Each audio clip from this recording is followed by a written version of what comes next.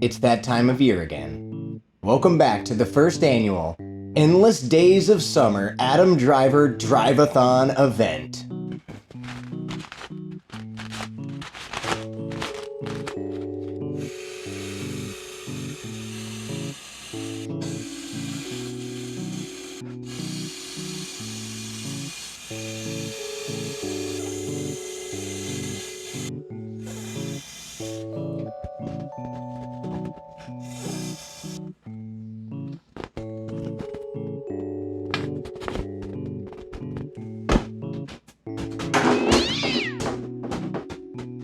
Alright, what movies are on the schedule today? The Last Duel? The 14th century period piece about rape that bombed at the box office? Okay, what's the other movie? Annette? The French postmodern musical where Adam Driver is the father of a puppet? I'm a good father. I'm a good father. I'm a good father, am I? The Endless Days of Summer Adam Driver Drive-A-Thon event is already a complete failure. This episode was supposed to be a summer banger, a fun in the sun, a hot girl summer, rosé all day, after party in the hotel lobby. Where was I going with that?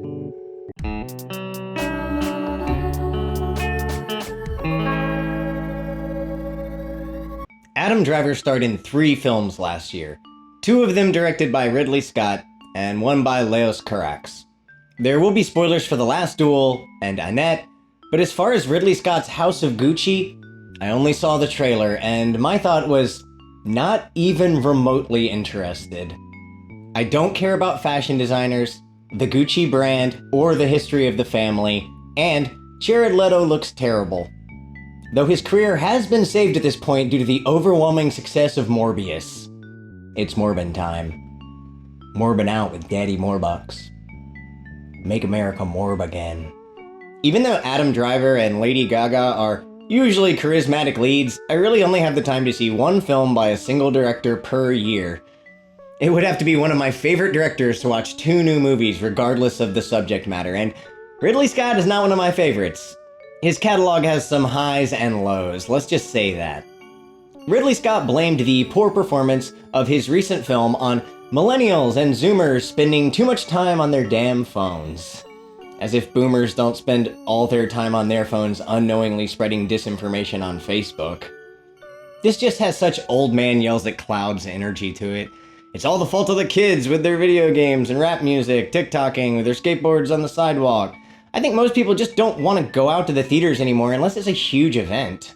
First of all, movies are so long these days, and the ability to create your own intermission halfway through a 3-hour movie is a nice perk of home viewing, where a 50-inch television is much more affordable than when I was growing up in the age of bulky CRTs. The Last Duel eventually hit Amazon Prime and HBO Max, but it was a point of discussion when it came out because it didn't do well at the theater, bringing back the whole "is this the death of cinema" argument. Movies that make money at the theater are light movies you can take your whole family to see, because who's going to pay for a babysitter to go see a movie these days? Movies that bring in massive amounts of money are blockbusters like Spider-Man No Way Home, Top Gun Maverick, and Morbius, which made so much money that they brought it back into theaters a second time. Audiences have spoken, and they've let us know what they want. More bussy, please. The Last Duel, on the other hand, is a 14th century period piece about sexual abuse, and no matter how well produced and acted it is, The Last Duel was always going to bomb at the box office. Akira Kurosawa's Rashomon, which the film is based on, was actually on the top 10 highest grossing films of the year when it came out, although that was over 70 years ago. Critics were actually not in favor of Rashomon at the time, though it's been quite influential over the years. A Rashomon-style film is one in which an event plays out multiple times from different perspectives. In both Rashomon and The Last Duel, a woman is sexually assaulted by a man, and there are multiple perspectives shown to create the structure of the film. Jodie Comer is essentially the lead character, as she is at the center of the film's story. I think she does a really great job here. The Last Duel takes place in the 14th century, a century defined by the Black Death, and the 100-Year War. The 21st century is looking to be more of the same. The visuals of The Last Duel are incredible, from the costumes and sets to the lighting and cinematography. The interior shots are rich and warm, with the exterior shots being cold and bleak. The reading of the dialogue works, though there are times when it does feel kind of stiff. I was surprised to find that Ben Affleck's acting was some of the best in the movie. He really disappeared into the character, even though he was not one of the three leads. Matt Damon as Jean de Carreau was probably my least favorite performance in the film. This is Squire Jean de Carouge. There is a funny scene where he stops some horses from fucking. I guess this is supposed to be a parallel for the sexual violence in the story. His character was kind of a bonehead and had a really bad haircut. I will sue! I will sue you for this! Matt Damon doesn't even make an attempt to do an accent, but his character is supposed to be French. I do not wish to interrupt such an occasion, but my honor compels me to speak. If Ridley Scott wanted to make a fantasy, he could have just made a fantasy. When a film is historical, the accents and language are pretty important and often fumbled by Hollywood films. They could have just hired actors who could do plausible French accents, but the idea is that you have to have a big star to get people out to the theater. Well, this movie has several big stars and it still flopped. My father! I waited for 20 years! Adam Driver does a British accent, but his character is also supposed to be French, so I'm confused. I don't really know too much about this time period, so I'm just gonna move on. Adam Driver as Jacques Degree is a well-rounded antagonist, though the film doesn't really fit into a conventional hero-villain story. The hero of the film would be Jodie Comer's Marguerite de Carreau, with both of the male leads being somewhat antagonistic, making decisions that harm or threaten her safety. The screenplay was written by Ben Affleck and Matt Damon, but Nicole Holofcener was brought in to provide a female perspective, and I would say the film's story is a feminist one. The point of Rashomon was that all four of the characters had different versions of the story, each version intended to make them look the best. Even the guy that was already dead and was being communicated with through a medium. It was a story about human nature. The Last Duel is more about how the victim's story is the most truthful, and while I don't disagree with this sentiment, it makes the film more of a Me Too message film than an examination into the human condition. The Last Duel is broken up into 3 chapters. Matt Damon's story, who is not present for the attack, then Adam Driver's perspective, and finally, Jodie Comer's perspective. Each title states in the text, the truth according to the character. But in Lady Marguerite's story, the words "the truth" linger, implying that, in this case, her version of the story is the most valid. Even when we're watching The Truth According to Jacques Degree, his attack on Marguerite is still pretty brutal.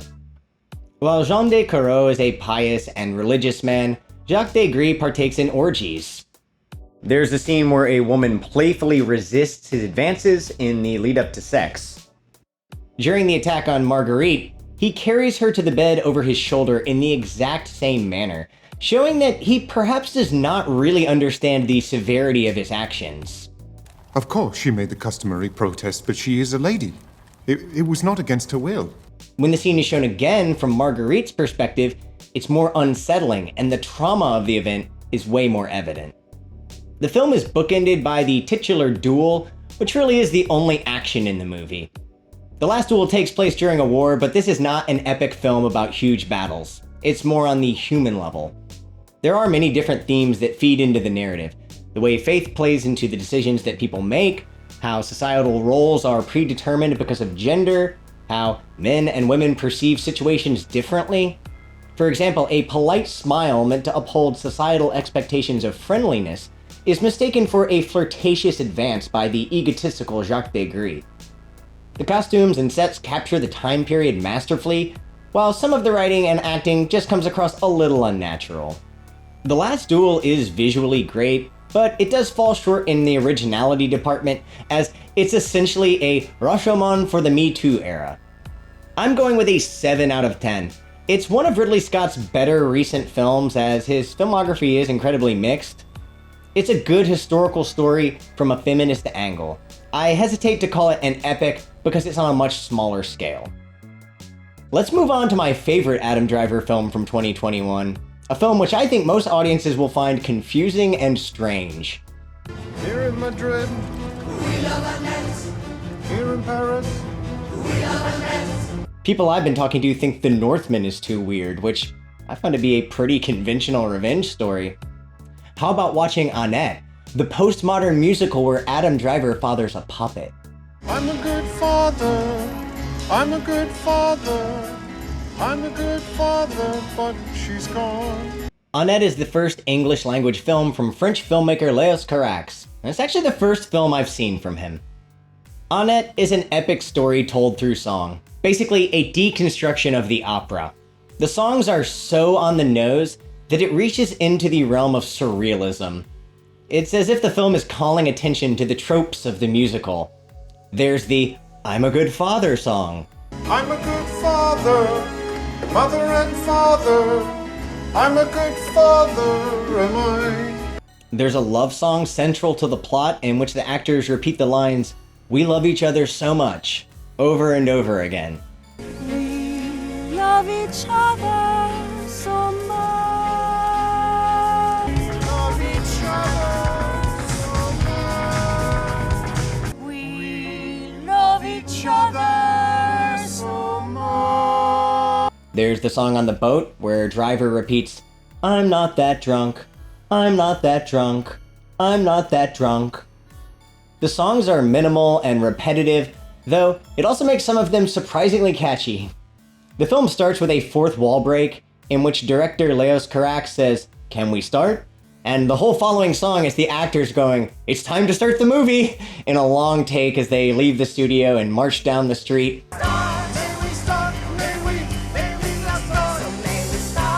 It's very self-aware and weird, with editing decisions that are going to frustrate most viewers.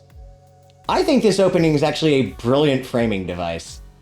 The 70s pop band Sparks does all the music for the film, and there's just something about these songs that really stuck with me. The way the stand-up comedy routines include a cheesy call and response from the audience, swiftly changing gears from spoken to sung dialogue. The stand-up routines drag out the runtime of the film, but I'm actually fine with it. Annette is structured like an opera, and operas are known for being long and sometimes indulgent. Adam Driver's singing is definitely not perfect, but the imperfection in his voice makes the performance more raw and more real. Adam Driver plays Henry McHenry, an edgy stand-up comedian referred to as the Ape of God, who eats a banana and smokes a cigarette before going on stage. The banana and the cigarette are both phallic items that can be representative of comedy. The banana peel symbolizing slapstick physical comedy, with the cigarette representing the darker and more philosophical comedy from the school of a comedian like Bill Hicks.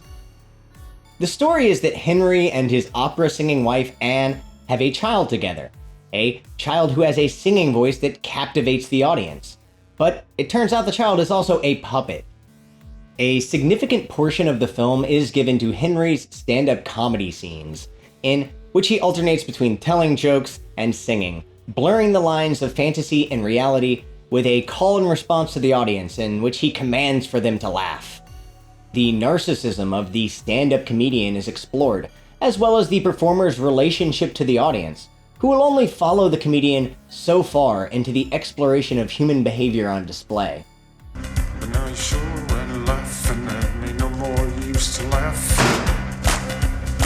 Henry creates a divisive piece of stand-up in which he relates the story of murdering his wife, which causes the audience to revolt. Got a problem!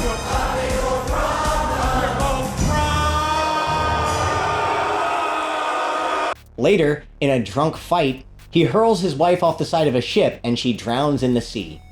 Henry covers his ears, letting her drown, and subsequently begins to exploit their daughter Annette's singing ability for fame and fortune. It's really happening. Not only can she sing, she can also fly. There are some really weird scenes in this movie, like the scene where Anne is giving birth to Annette, Breathe in, breathe out, breathe in, and breathe in, breathe out, breathe in, that's it. and the Adam Driver motorcycle scene complete with geisha woman fade effect. There's a fourth character, who is played by Simon Helberg from Big Bang Theory, a musical conductor. He exists as a kind of Greek chorus, informing the audience directly of his affair with Anne before she met Henry. There's a stylish long take scene where the camera rotates around him as he gives exposition through song.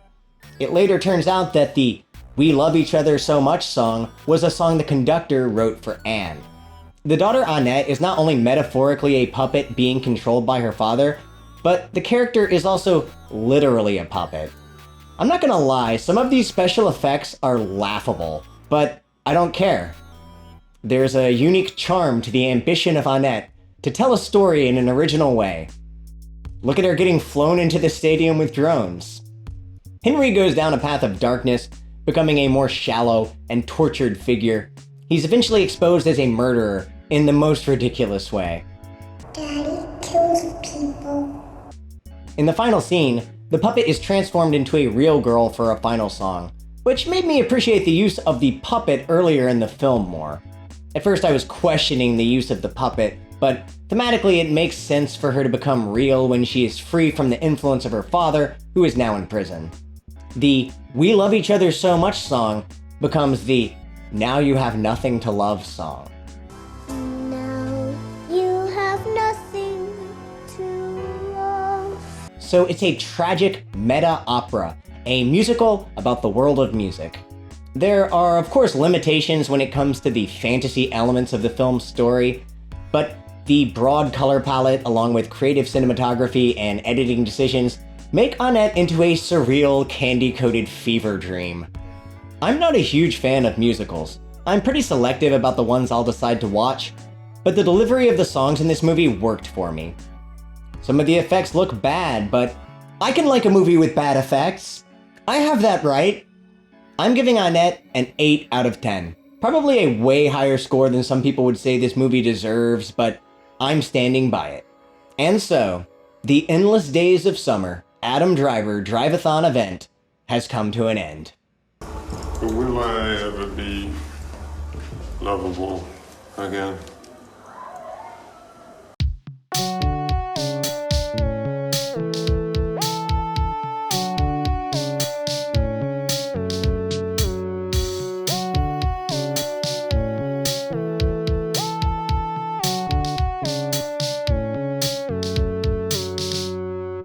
I'm not that drunk. I'm not that drunk. I'm not that drunk.